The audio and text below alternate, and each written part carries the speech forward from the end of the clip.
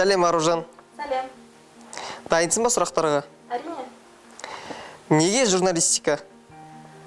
Болашақта өзімді тек осы мамандықпен ғана елестетемін. Сұлулығыңның сыры неде? Сұлулығымның сыры Алланың жаратқан бейнесі және де ата-анама алғысымды білдіремін. Бәрекелді. Сайлауға қатысасың ба? Әрине, Қазақстанның белгілі бір азаматшасы болғаннан кейін қатысамын. Тамаша.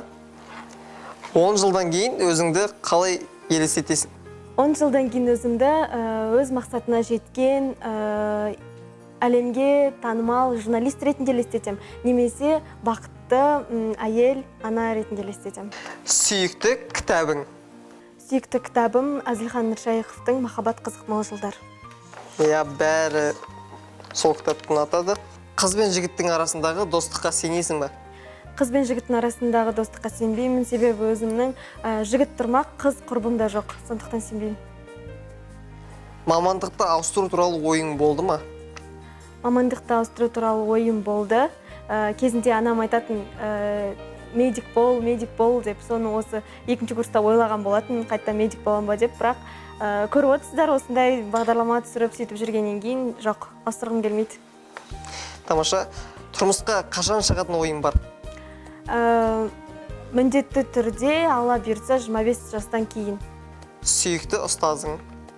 Сүйікті ұстазым осы университеттегі Ашимова Малика Геневна, өзімнің кураторым. Қолыңнан не келеді? Мен өзім қолымнан бірдеңке келеді деп айта алмаймын. Сондықтан басыма не бұйырып тұрады, сол нәрседен шығуға тырысамын. Жігіттің бойындағы 3 қасиет? Жігіттің бойындағы бағалайтын 3 қасиетім ол біріншіден иманды болу керек, екіншіден айтқан сөзінде тұра білетін, яғни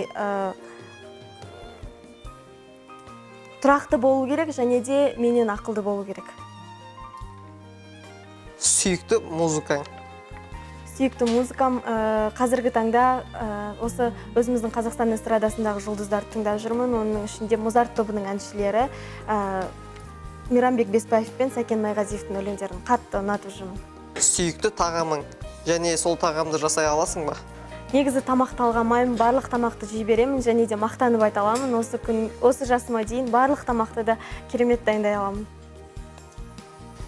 Өмірлік ұстанымың? Артқа қарамау керек. Фобияң қандай? Фобиям барлық жануар, жәндіктің барлығынан қорқам. Ұлтшылсың ба? Жоқ, ұлтшыл емеспін, себебі өзімнің қаным таза қазақ емес. Әлеуметтік желіде жиі отырасың ба? Әрине, өте жиі. Өмірде күлетін сәттің көп пе, жоқ әлде жылайтын сәттің көп пе? Аллаға шүкір, күлетін сәттерім өте көп, бақыттымын, бірақ жылайтын сәттерімде аз деп айта алмаймын, себебі өте сезімтал адаммын.